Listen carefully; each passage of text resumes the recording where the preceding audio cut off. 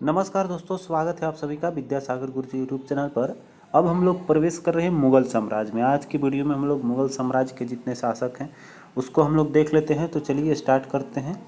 पहला आता है इसके संस्थापक बाबर, जो आपका शासनकाल रहा 1526 से 30 तक। इसके प्रमुख बातों को आइए देखते हैं। बाबर पितृवंश की ओर से तैमूर का पंचम वंशज था तथा मातृवंश की ओर से चंगेज खां का 14वां वंशज था। ठीक है, तो यहाँ ध्यान देंगे तो ये पिता के तरफ से इसका पंचम वंशज था और ये जो चंगेज खां अर्थात मातृत्व के तरफ से 14वां वंशज था। क्वेश्चन इससे पूछा जा चुका है।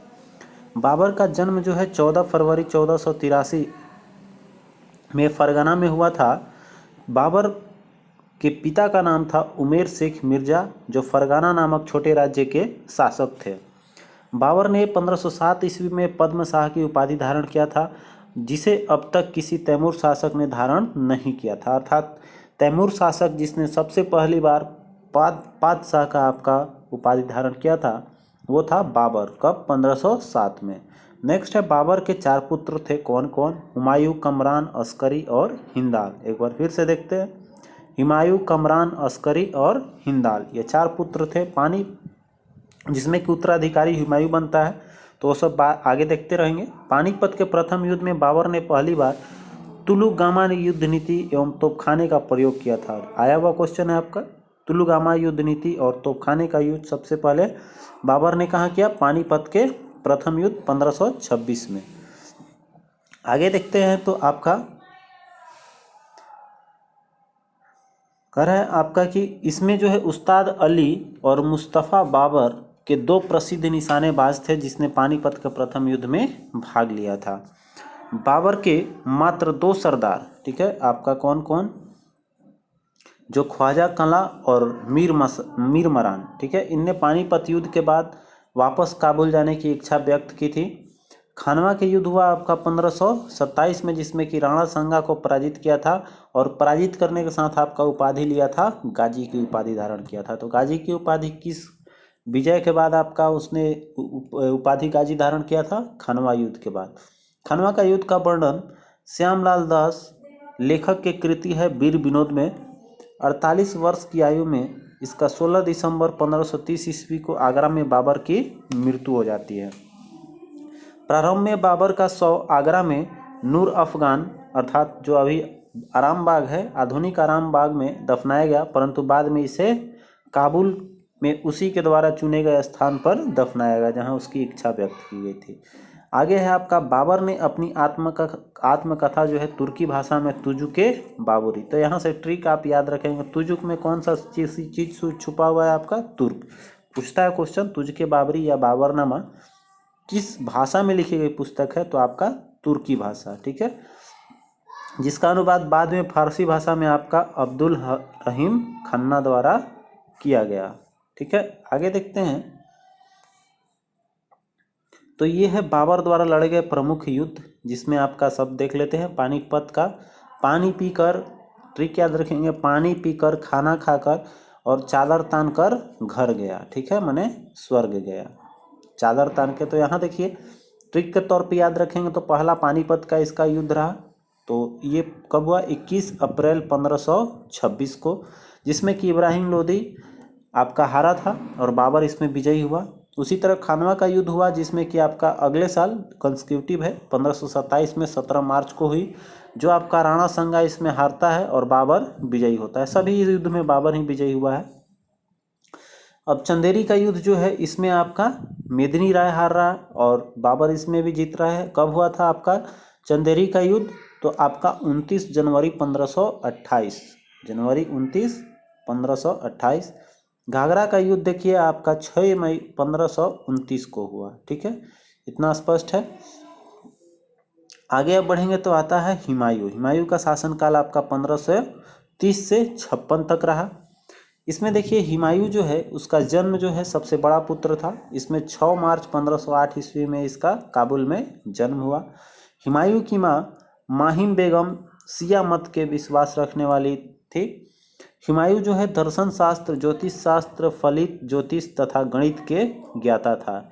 यही एक ऐसा शासक था, ये ज्योतिष में बहुत विश्वास रखता था, जिसके कारण ये सप्ताह के 7 दिन 7 तरह के वस्त्र धारण करता था हुमायूं। 30 दिसंबर 1530 ईस्वी को 23 वर्ष की अवस्था में हुमायूं का राज्याभिषेक आगरा में हुआ था।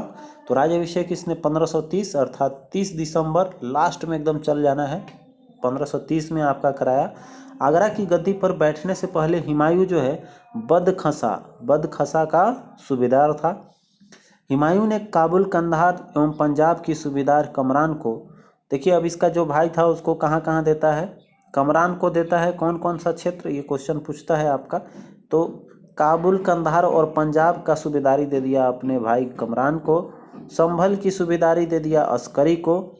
अलवर एवं मेवाड़ की सूबेदारी दे दिया हिंदाल को, तथा बदखसा की सूबेदार अपने चचेरे भाई सुलेमान मिर्जा को दे दिया। ठीक है, जहाँ का ये बदखसा क्या था, इसका ये हुमायूं खुद सरदार था। अब इसको किसने दे दिया, अपने चचेरे भाई सुलेमान मिर्जा को। देखिए यहाँ पर आपको बदखसा हुमायूं का था सरदार।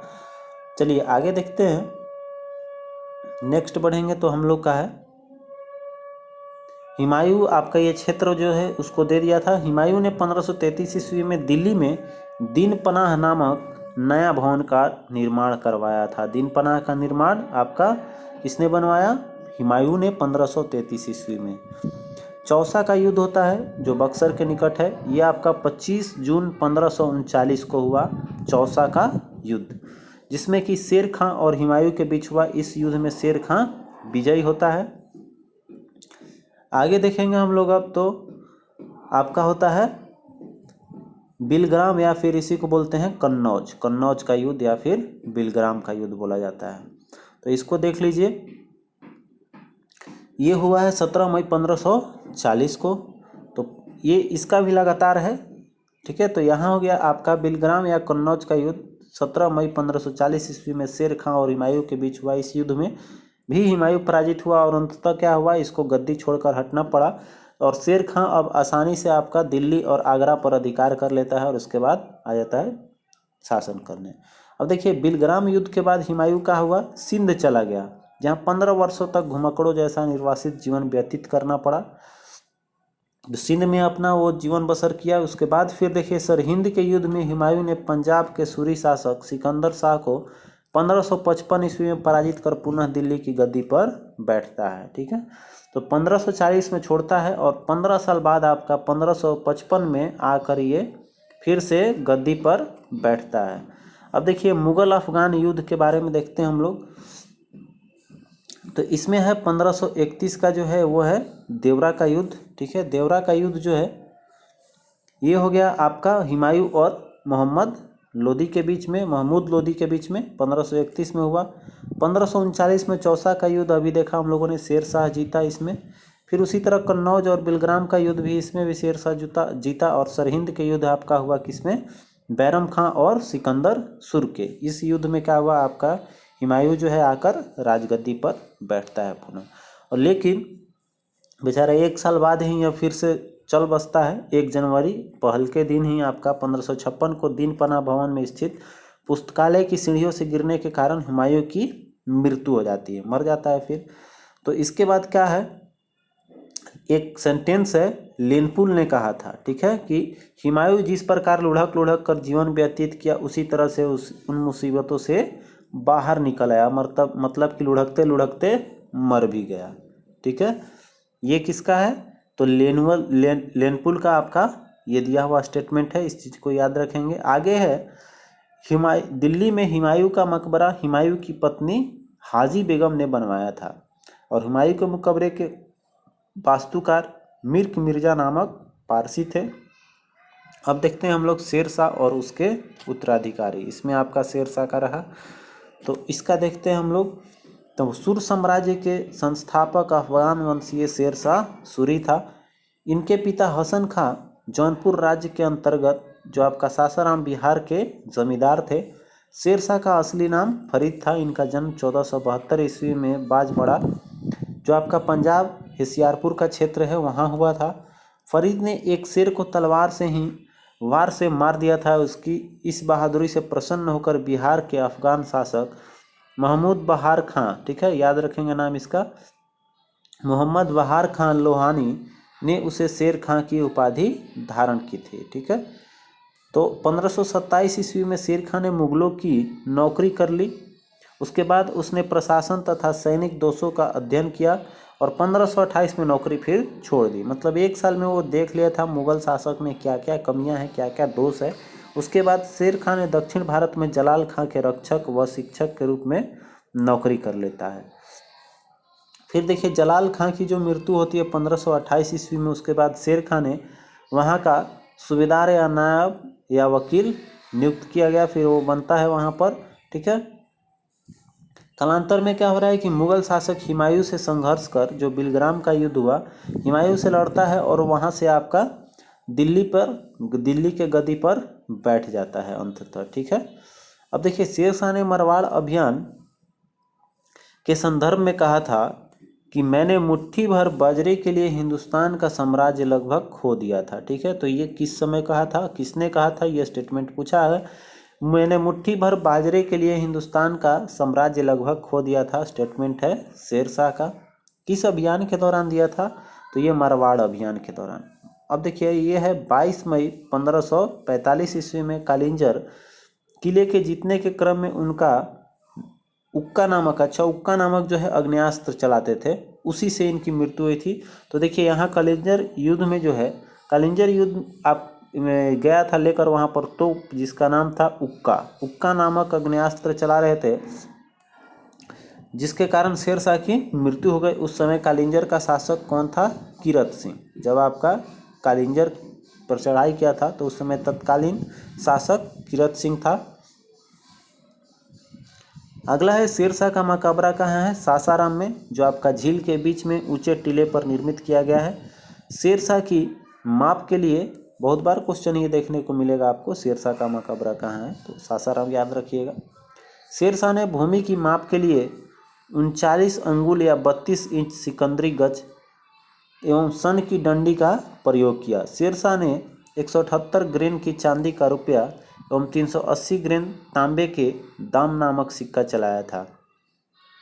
तो देखिए यहाँ पर जो चांदी का था उसका नाम क्या रखा था, सिक्का, उसको रुपया बोला गया था, और जो तांबे का था उसको नाम रखा था दाम। ठीक है, अब देखिए यहाँ इसका ग्रेन भी याद रखेंगे। चांदी आपका कितना था, 178 ग्रेन का, और तांबा जो था वो 380 ग्रेन का होता था।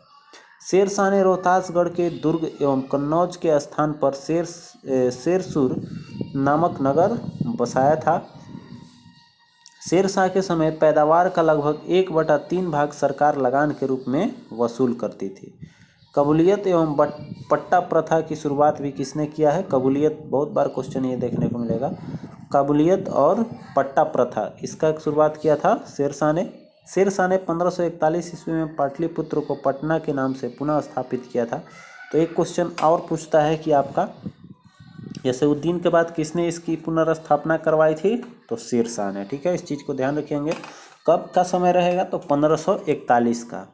शेर शाह ने ग्रैंड ट्रंक रोड का मरम्मत करवाया था। डाक प्रथा का प्रचलन जो है वो शेर शाह के द्वारा किया गया था। एक चीज़ बताइएगा हमको कि जो ये ग्रैंड ट्रंक रोड है ये मरम्मती का बात करवाया है, तो इसके निर्माण का आपको पता हो तो कमेंट करके हमें ज़रूर बताइएगा। ठीक है, चलिए अगला देखिए कर है, शेर शाह के काल में मलिक मोहम्मद जायसी ने पद्मावत नामक ग्रंथ की रचना किया था।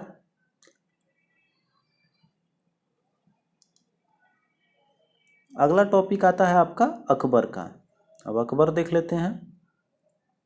तो अकबर जो है वो 1542 ईस्वी को 1542 में अकबर का जन्म कहाँ होता है, अमरकोट के राणा बिरसाल के महल में हमीदा बानो बेगम ने जन्म दिया था। जो आपका निर्वासन का समय था, जो आपका 1540 से 42 का जो 1540 से 1555 का जो समय रहा, उसमें आपका घूमते घूमते ये क्या हुआ, उसी बीच में 1542 में जो है वो आपका कहाँ, राणा बिरसाल के महल में, जो राजा बिरसाल था उसके महल में हमीदा बानो बेगम ने अपने बच्चे अकबर को जन्म दिया।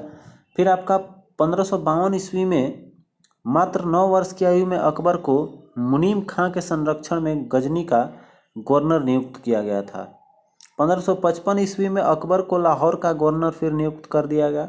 13 साल 4 महीने की उम्र में अकबर पर मुगलिया वंश का ताज रख दिया गया। ठीक है, हुमायूं की मृत्यु के बाद जैसे ही आपका मरता है तो 1555 के बाद आपका तो इसको आना ही है अकबर को, तो यहाँ पर 1555 के कुछ समय रहा और उसके बाद 56 में मृत्यु होती है, तो अकबर का शासनकाल आपका 1556 से देखेंगे तो 1605 हो जाएगी।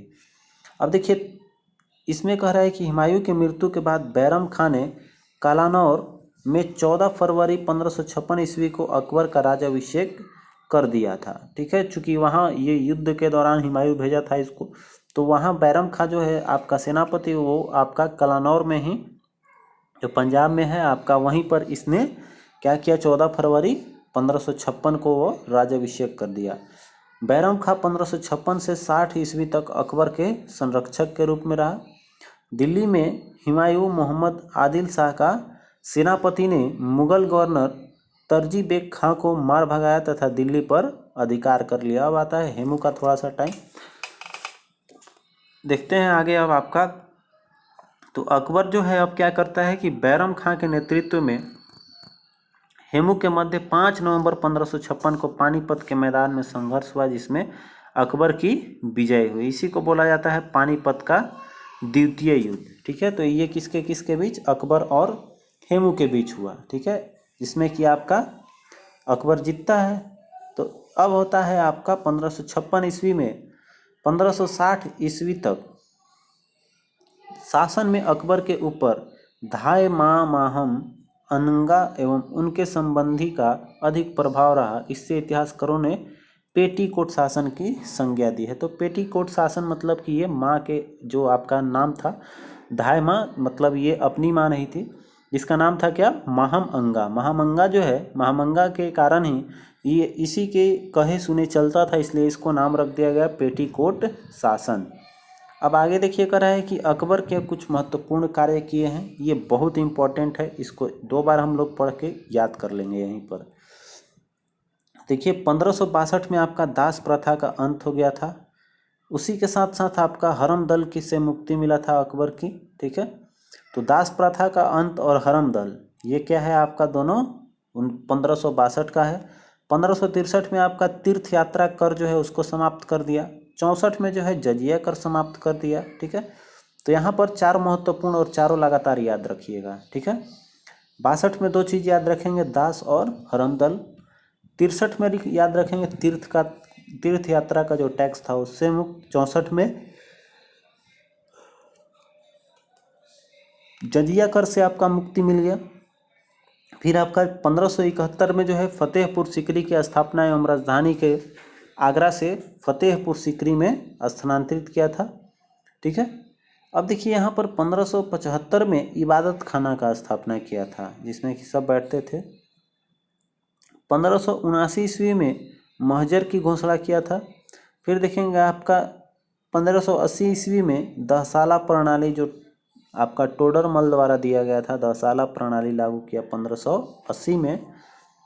अब टोडरमल किस क्षेत्र से संबंधित है जरूर बताइएगा, ऐसे राजस्व का है और देख लीजिएगा, और आपसे रिलेटेड जो भी ऑप्शन हो कि एग्जाम में, हालांकि मैंने बता दिया है तो आप उससे याद रखेंगे। तो दहसाला प्रणाली जो है ये टोडरमल द्वारा दिया गया, 1580 में इसको लागू किया गया अकबर द्वारा। दीन ए इलाही की घोषणा आपका कब किया था, दीन ए इलाही की स्थापना या घोषणा 1582 ईस्वी में। ठीक है, अब आगे बढ़ेंगे तो 1562 में हम लोगों ने देखा आपका हरम दल का बात कर रहा है। तो मई 1562 ईस्वी में अकबर ने हरम दल से अपने को पूर्णतः मुक्त कर लिया था। हल्दी घाटी का युद्ध हुआ कब आपका, 1576 में 18 जून, याद रखिएगा 18 जून 1576 हो जाएगा। 18 जून 1576 ईस्वी को मेवाड़ के शासक महाराणा प्रताप एवं अकबर के बीच हुआ। इसमें मुगल सेना के नेतृत्व कौन किया, मानसिंह और आसफ खां द्वारा किया गया था। अकबर ने जैन धर्म के आचार्य अर्थात जैनाचार्य हरिविजय सूरी को जगत गुरु की उपाधि धारण की थी। बहुत अच्छा क्वेश्चन है, जगत गुरु की उपाधि किसको मिला था आपका, हरिविजय सूरी को। ये क्या थे, एक जैन के आपका गुरु या जैनाचार्य बोल सकते हैं। अब देखिए यहाँ पर जैन धर्म के गुरु थे, जैसे आचार्य होते हैं। तो अकबर ने दिया था आपको जगत गुरु की उपाधि। आगे देखिए है राजस्व प्राप्ति की जो जब्ती प्रणाली है वो अकबर के शासनकाल में प्रचलित हुई थी। जब्ती प्रणाली किसका? अकबर का है प्रचलन समय। अकबर के दीवान कौन था? राजा टोडरमल ने 1580 ईस्वी में देखा हम लोगों ने दहसाला बंदोबस्त लागू की थी। अकबर के दरबार का प्रसिद्ध संगीतकार कौन था? तानसेन था। प्रसिद्ध चित्रकार कौन था? तो अब्दुस सम्मद। ठीक है, अब्दुस सम्मद याद रखेंगे। अब देखिए यहाँ पर और भी ये पूछता है आपका दसवंत और बसावन, ये क्या है? आपके चित्रकार थे ये भी। ठीक है, तो दरबार में चित्रकार कौन कौन? तो याद रखिएगा। तो एक तो आपका मिल गया, एक हो गया आपका देखिए यहाँ पर एक अब्दुस समद हो गया और दूसरा दसवंत और बसावन हो गया। ठीक है, आइए अब आगे देखते हैं। तो अकबर के शासनकाल के प्रमुख अब संगीतकार देख लेते हैं। तो ऊपर तो हम लोगों ने तानसेन देखा ही था। तानसेन के अलावा बाज बहादुर, बाबा रामदास और बैजू बावरा। ठीक है, हमेशा पूछता है तानसेन और बैजू बावरा, ये तो इम्पोर्टेंट नाम है, हमेशा छोटे छोटे एग्जाम में भी पूछ देता है। अगला है स्थापत्य कला के क्षेत्र में अकबर की महत्वपूर्ण कृतियाँ। अकबर ने क्या क्या बनवाया था? तो आगरा का ये लाल किला है। दिल्ली का लाल किला किसने बनाया था, ये भी बताइएगा। तो आगरा का लाल किला बनवाया, फतेहपुर सीकरी में शाही महल बनवाया, फिर आपका दीवाने खास बनवाया था, पंचमहल बनवाया, बुलंद दरवाज़ा बनाया, जोधाबाई का महल बनाया, इबादत खाना बनाया, इलाहाबाद का किला बनाया और फिर लाहौर का किला बनाया। अब देखिए बीरबल जो है उसके बचपन का नाम क्या था? महेश दास। याद रखेंगे, बीरबल के बचपन का नाम महेश दास है। संगीत सम्राट तानसेन का जो जन्म है वो ग्वालियर में हुआ था। आया हुआ क्वेश्चन है ये आपका, तानसेन का जन्म कहाँ हुआ था? ग्वालियर में। इसकी प्रमुख कृतियाँ कौन कौन सी थी? तो मियाँ की तोड़ी। याद रखेंगे, तानसेन मियाँ की तोड़ी, मियाँ का मल्हार और मियाँ का सारंग। ठीक है, तो तोड़ी, मल्हार और सारंग लगा देना है पहले मियाँ का। ये किसका है? तानसेन का। अब कंठाभरण बाणी विलास की उपाधि अकबर ने तानसेन को दिया था। ठीक है, याद रखें, कंठाभरण बाणी विलास, कंठाभरण बाणी विलास आपका उपाधि मिला था तानसेन को। किसने दिया? अकबर ने। फिर आगे देखिए, गुजरात विजय के उपलक्ष्य में जो है वो बुलंद दरवाज़ा का निर्माण करवाया था अकबर ने। और अकबर ने श्री कलम, बहुत अच्छा क्वेश्चन है, आया हुआ क्वेश्चन है आपका, श्री कलम और जारी कलम दो पूछता है। तो श्री कलम की उपाधि दिया था अब्दुस सम्मद को और जरी कलम की उपाधि दिया था महमूद हुसैन कश्मीरी को। एक बार फिर देख लीजिए, श्री कलम किसको मिला है? तो अब्दुस सम्मद को। और जरी कलम किसको मिला है? तो मोहम्मद हुसैन कश्मीरी को। बढ़ते हैं अगले पॉइंट पे। तो इसमें अब आगे देखिए, मुगलों की राजकीय भाषा क्या थी? तो फारसी थी। और अकबर के समकालीन प्रसिद्ध सूफी संत का नाम था शेख सलीम चिश्ती। तो यहाँ एक चीज़ आपने देखा कि यहाँ पर राजकीय भाषा पूछता है, कौन सा है? फारसी। और देखिए यहाँ पर अकबर के समकालीन प्रसिद्ध सूफी संत कौन थे? शेख सलीम चिश्ती थे।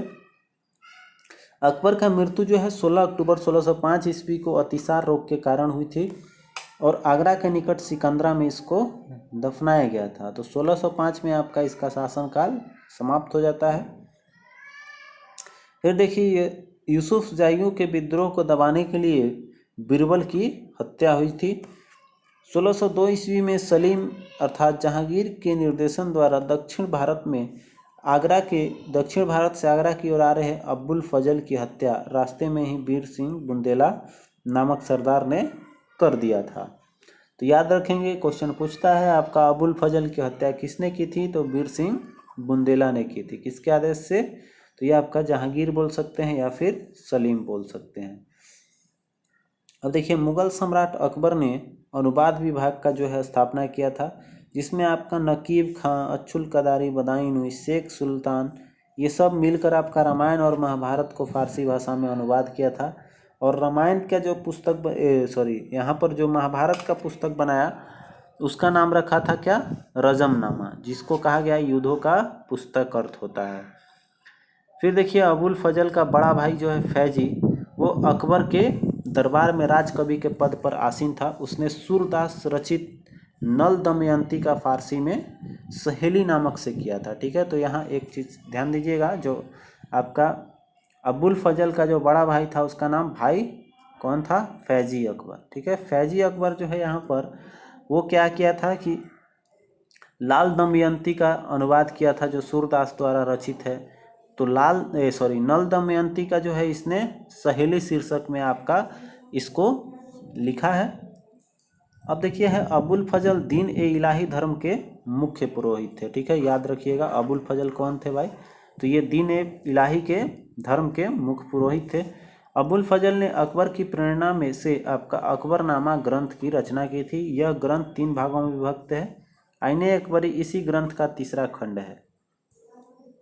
तो अकबरनामा किसका है भाई, तो ये अबुल फजल का क्वेश्चन देखिएगा। अकबर कौन सा शासक था जो अपना पढ़ा लिखा हुआ नहीं था, तो अकबर ही था, क्योंकि बहुत कम साल में ही ये शासक बन गया था। इसके कारण ये पढ़ाई पूरी तरह से नहीं कर पाया।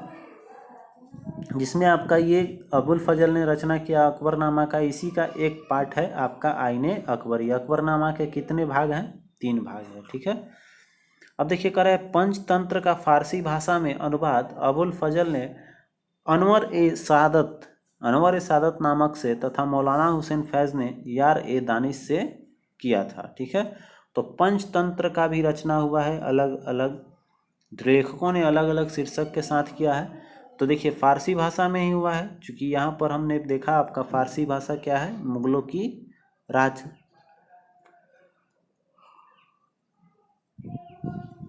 राजकीय भाषा है। तो यहाँ पर पंचतंत्र का जो अनुवाद किया है अबुल फजल ने, उसका नाम रखा था, अबुल फजल जो किया था उसका नाम था अनवर ए सादत, और दूसरा जो मौलाना हुसैन फैज़ ने किया था उसका नाम था यार ए दानिश। अब देखिए अकबर के नवरत्न, अकबर के शासनकाल में क्या थे, नवरत्न थे। तो कौन कौन से थे 9 आदमी, देखिए भाई पहला था आपका बीरबल। इसका जन्म कहाँ हुआ था, बीरबल का जन्म कल्पी में हुआ था। बचपन का नाम महेश दास था। अकबर ने इन्हें कविराज तथा राजा की उपाधि तथा 2000 का मनसब प्रदान किए। ये अकबर के न्याय विभाग का सर्वोच्च अधिकारी था। अबुल फजल जो है इन्होंने आईने अकबरी अकबरनामा की रचना की। अबुल फजल दीन ए इलाही धर्म के मुख्य पुरोहित थे। इनकी हत्या जो है शाहजहां सलीम ने करवाई थी।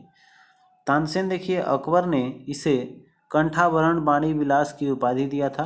ये तीसरा आ जाइए, तो तीसरा आपका है, इसको उपाधि कौन सा मिला था, तो कंठाभरण बाणी विलास। और यह जो है यह ध्रुपद गायन शैली के विकास किए थे तानसेन। ठीक है, ध्रुपद गायन शैली के आपका खोजकर्ता या बोल सकते हैं उसके संस्थापक कौन है, तानसेन। अब देखिए अब्दुल रहीम खान ए खन्ना, यह बैरम खां का पुत्र था। इन्होंने बाबरनामा का फारसी में अनुवाद किया था। बाबरनामा का फारसी में अनुवाद करने वाला अब्दुल रहीम खान ए खाना, ये जो है आपका बैरम खां का जो सेनापति था अकबर का, वो क्या है, इसका बेटा है। ठीक है, आइए देखते हैं अगला था आपका मानसिंह। मानसिंह देखेंगे तो ये जो है आमेर के राजा भारमल के पौत्र अर्थात पोता तथा भगवान दास के पुत्र थे। अकबर के मेवाड़, काबुल, बंगाल और बिहार के अभियानों में मुख्य भूमिका रही थी। आगे है कि टोडरमल जो है इसका जन्म अवध के सीतापुर में हुआ था। अकबर के समय में 10 साला अर्थात भूमि सुधार व्यवस्था का भी प्रारंभ किया था वो टोडरमल ने। फैजी देखिए अकबर ने इसे राजकवि के पद पर आसीन किया था। इन्होंने आपका गणित कौन कौन सा है, फैजी जो है गणित के प्रसिद्ध पुस्तक कौन सा है, लीलावती। लीलावती किसका है, फैजी का है। किस सब्जेक्ट से ताल्लुक़ रखता है, तो आपका मैथ हो जाएगी। अगला देखिए हकीम हुकाम, ये अकबर के रसोई घर का काम करता था। और मुल्ला दो प्याजा, ये अपनी बुद्धिमानियों तथा वाकपटुता के कारण नवरत्नों में शामिल था। ठीक है, अब देखिए आते हैं हम लोग जहांगीर के शासनकाल पे। जहांगीर देखेंगे तो इसका शासनकाल हो जाएगा 1605 से 1627 तक। अब देखिए यहाँ पर जहांगीर का जन्म जो है 30 अगस्त 1569 ईस्वी को हुआ था। अकबर ने अपने पुत्र का नाम सलीम सूफी संत शेख सलीम चिश्ती के नाम पर रखा था। ठीक है, अब देखिए अकबर सलीम को प्यार से शेखू बाबू पुकारता था। ठीक है, अब जो अकबर जो है ये क्या करता था, उसको शेखू बाबू पुकारता था जहांगीर को। अकबर रहीम खान खन्ना को सलीम की अतालिक अर्थात शिक्षक नियुक्त किया था। किसको? तो अब्दुल रहीम खान खन्ना को। ठीक है, अब्दुल रहीम खान खन्ना जो है ये आपका पढ़ाएंगे सलीम को। अब देखिए, सलीम जो है वो फारसी, तुर्की और हिंदी भाषा का ज्ञाता था। ठीक है, सलीम बोल सकते हैं किसको? जहांगीर को। तो जहांगीर जो है वो फारसी, हिंदी और तुर्की भाषा का ज्ञाता था। इसको शिक्षा कौन दिया? अब्दुल रहीम खान खन्ना। अब 24 अक्टूबर 1605 ईस्वी को सलीम नसरुद्दीन मोहम्मद जहांगीर बादशाह गाजी के नाम से आगरा की गद्दी पर बैठता है। जहांगीर का देखिए पीछे भी नाम लगाया, आगे भी नाम लगाया। नसरुद्दीन मोहम्मद जहांगीर बादशाह गाजी के नाम से आगरा की गद्दी पर बैठा था। अब देखिए है कि सलीम का पहला विवाह कहाँ हुआ?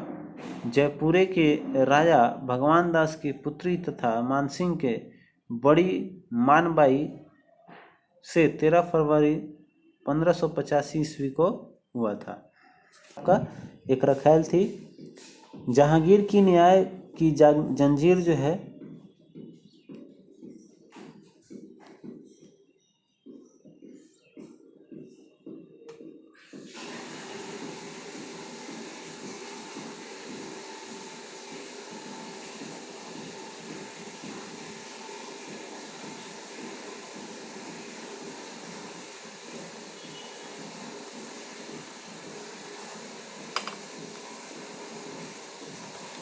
तो सलीम ने आपका मानबाई को शाह बेगम की उपाधि दी थी, अर्थात ये अपनी पत्नी, पहली पत्नी जो है मानबाई, ये है, इसको किसका उपाधि दिया था? शाह बेगम का। सलीम ने सबसे बड़ा पुत्र खुसरो को जन्म दिया और कह रहा है शाह बेगम के गर्भ से हुआ था। तो यहाँ देखिए सलीम जो है ये किसका हुआ? आपका शाह बेगम का। अब इसका बड़ा पुत्र कौन था? खुसरो था। मानबाई को सलीम की शराबखोरी से तंग आकर क्या कर ली थी? आत्महत्या कर ली थी। ठीक है, ज़्यादा आपका पीता था। अब देखिए यहाँ पर आगे चलते हैं। नेक्स्ट कर है आपका कि 1556 ईस्वी में सलीम का दूसरा विवाह होता है किसके साथ? तो उदय सिंह की पुत्री जगत गोसाई से हो रहा है। और ये जो है जगत गोसाई, इससे जन्म हो रहा है किसका? खुर्रम का। खुर्रम अर्थात शाहजहां, जो आगे आपका शासक बनेगा। तो ये आपका खुर्रम से होता है। अब देखिए कह रहा है जहांगीर के चौथे पुत्र जो है उसका नाम था शहरयार। शहरयार का जन्म एक रखैल से हुआ था। जहांगीर को न्याय की जंजीर अर्थात बोल सकते हैं 70 गज लंबी और 60 घंटियां के लिए याद किया जाता है। तो न्याय का जंजीर के लिए किसको माना जाता है? ये आपका जहांगीर को। यह जंजीर क्या था? सोने की बनी हुई थी, जो आगरे के किले के शाह बुर्ज एवं यमुना तट पर स्थित पत्थर के खंभे में लगवाई हुई थी।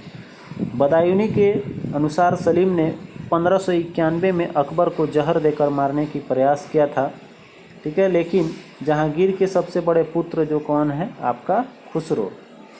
तो ये क्या हुआ? 1606 ईस्वी में अपने पिता के विरुद्ध कर दिया था विद्रोह, और खुसरो और जहांगीर की सेना के बीच हुआ आपका जलंधर के निकट भैरावल नामक युद्ध आपका होता है, भैरावल का युद्ध। तो खुसरो और जहांगीर के बीच हुआ। खुसरो की सहायता देने के कारण जहांगीर ने सिखों के 5वें गुरु अर्जुन देव को क्या किया था? फांसी दे दी थी। ठीक है, तो यही कारण था आपका जो जहांगीर और खुसरो का हुआ। इसमें क्या हुआ? आपका खुसरो को मदद किया कौन? अर्जुन देव ने, 5वें गुरु, जिसके कारण फांसी दिया था जहांगीर ने।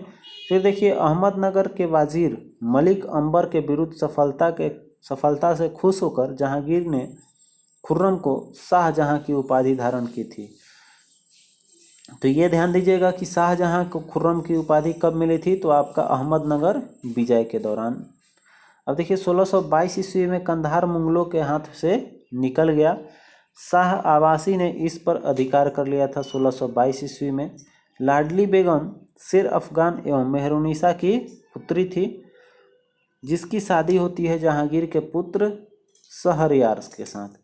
नूरजहां की माँ जो है अस्मत बेगम। ठीक है, ये क्वेश्चन आया हुआ है कि किसने आपका गुलाब से इत्र निकालने की खोज की थी? तो ये नूरजहाँ की बेगम थी अस्मत बेगम, जो गुलाब से इत्र निकालने की विधि की खोज की थी। बहुत अच्छा क्वेश्चन है, ये आता रहता है। फिर आपका है महावत खान ने झेलम नदी के तट पर 1626 ईस्वी में जहांगीर नूरजहाँ एवं उसका भाई आसफ खां को बंदी बना लिया था। ठीक है। अब जहांगीर के काल में चित्रकला का स्वर्ण काल कहा जाता है, याद रखिएगा। जहांगीर, जहांगीर मतलब चित्रकला का स्वर्ण काल। जहांगीर का आगरा राजा के नेतृत्व में आगरा का एक चित्रशाला का भी स्थापना करवाई थी। जहांगीर के दरबार में प्रमुख चित्रकार थे आगा राजा, अब्दुल हसन, मोहम्मद नासिर, मोहम्मद मुराद, उस्ताद मंसूर, बीनस दास, मनोहर, गोवर्धन, फारूक बेग एवं दौलत। अब देखिए, उस्ताद मंसूर और अबुल हसन को जहांगीर ने क्रमशः नादिर अल अस्त्र और नादिर उल जमा, ये भी क्वेश्चन आया हुआ आपका, किसको उपाधि दिया था। तो ये देखिए, चित्रकारी के लिए आपका 2 इसमें दिया है, किसको किसको, तो एक मिला है आपका किसको, नादिर अल अस्त्र, अस्त्र करेगा तो आपका चला जाएगा किसको, उस्ताद मंसूर को। और अगल इसी में जोड़ दिया नादिर उल जमा, तो जमा चल जाएगा अब्दुल हसन को। 1626 ईस्वी में नूरजहाँ बेगम द्वारा निर्मित अतमाद उद दौला के मकबरा मुगलकालीन प्रमुख ऐसी इमारत थी जो पूर्णतः सफ़ेद संगमरमर से बनी थी। सर्वप्रथम इसी इमारत में पितादुरा नामक रत्न जड़ाऊ शैली में प्रयोग किया गया था। तो याद रखेंगे, ये क्वेश्चन भी आया हुआ है कि सबसे पहले भारत में निर्मित सफ़ेद संगमरमर की मुकबरा कौन सा है, तो इत्माउद्दौला का मुकबरा है, जो आपका नूरजहाँ बेगम ने बनवाई थी। और इसी में जो है कौन सा हुआ था, रत्न की जड़ाऊ हुई थी, तो आपका पित्रादुरा है। जहांगीर के दरबार में कैप्टन हॉकिंस, सन टॉमस रॉ, विलियम फिंच और फिर एडवर्ड टेरी नामक यूरोपीय यात्री आए थे। जहांगीर की मृत्यु कब होती है, 28 अक्टूबर 1627 को, जिसमें भीमवार नामक स्थान पर हुई थी।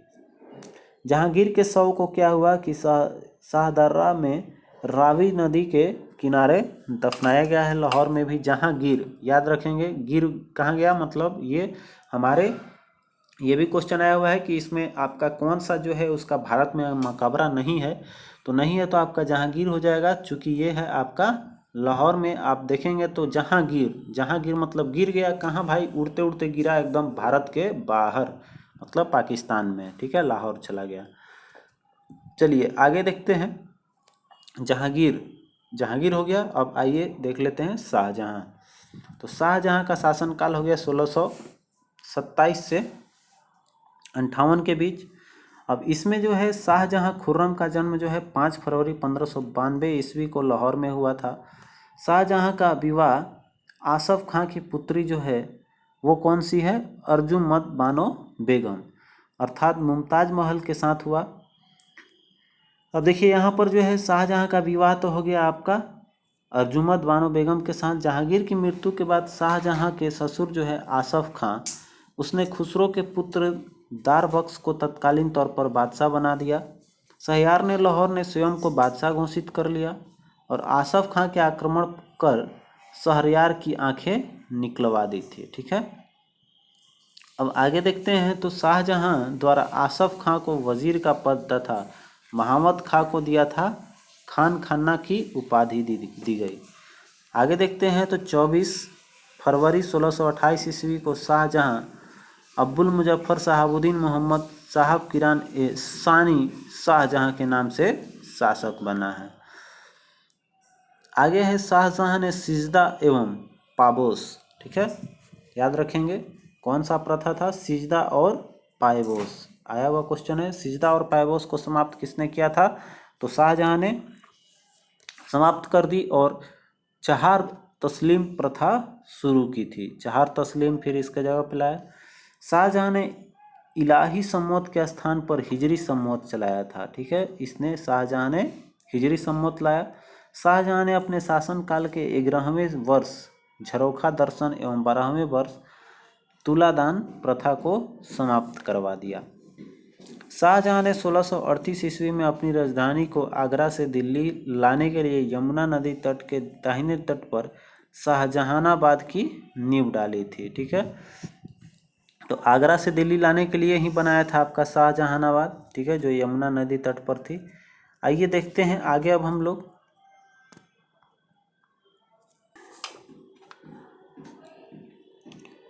शाहजहां के शासनकाल को स्थापत्य कला का स्वर्ण युग कहा गया है। शाहजहां का जैसे जहांगीर का क्या था भाई, तो आपका चित्रकला का था, उसी तरह से स्थापत्य कला का स्वर्ण युग किसे कहा गया है, तो शाहजहां को, क्योंकि इसने बनवाया था भाई प्रसिद्ध जो आपका ताजमहल है, ठीक है। तो उससे याद रखेंगे कि स्थापत्य कला शाहजहां चला जाएगा। तो हमारा बच गया कौन सा, चित्रकला। चित्रकला आपका चला जाएगा जहांगीर का।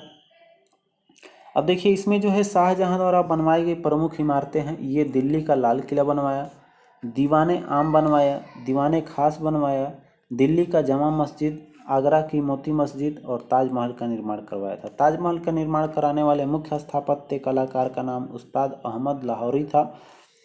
शाहजहां ने संगीतज्ञ लाल खां को क्या दिया था, गुड़ समंदर की उपाधि धारण की थी। ये दिया था गुड़ समंदर की उपाधि किसको, शाहजहां ने, तो लाल खां को। शाहजहां के पुत्रों में दारा शिकोह सर्वाधिक विद्वान था। इसमें भगवत गीता, योग, वशिष्ठ, उपनिषद एवं रामायण का अनुवाद फारसी भाषा में करवाया था। इसने सर ए अकबर अर्थात महान रहस्य के नाम से एक उपनिषदों का अनुवाद भी करवाया था। दारा शिकोह की हत्या जो है वो आपका 13 अगस्त 1659 ईस्वी को कर दी गई और इसे हुमायूं के मकबरे में ही दफना दिया गया। शाहजहां ने दिल्ली के एक कॉलेज का निर्माण करवाया व दारुल बक्का नामक कॉलेज की मरम्मत करवाई थी। सितंबर 1567 में शाहजहां के गंभीर रूप से बीमार पड़ने पर मृत्यु की अफवाह फैलने के कारण उसके पुत्रों के बीच उत्तराधिकारी का युद्ध प्रारंभ हो गया। उस समय शुजा बंगाल, मुराद जो था वो गुजरात में और औरंगजेब जो था वो दक्कन में था, ठीक है। शुजा, मुराद और औरंगजेब हो गया, इस सभी के बीच में उत्तराधिकारी का हो गया तानाकसी। तो औरंगजेब ने क्या किया कि सितंबर 1658 ईस्वी में शाहजहां को कैद कर लिया, ठीक है। कैद करके 31 जनवरी आपका 1666 ईस्वी को क्या होता है कि 74 वर्ष की आयु में कैदी के रूप में शाहजहां की मृत्यु हो जाती है। ये आपका 1666 में ख़त्म कहानी। तो देखिए यहाँ पर जो है आपका हल्ला होता है सितंबर 1657 में। उसी के बाद आपका बैठता है औरंगजेब आपका 1658 में, इससे लेकर 1707 तक। कैदी के समय में ही आपका 1666 में आपका शाहजहां का मृत्यु हो जाती है, कैद में रहते रहते ही।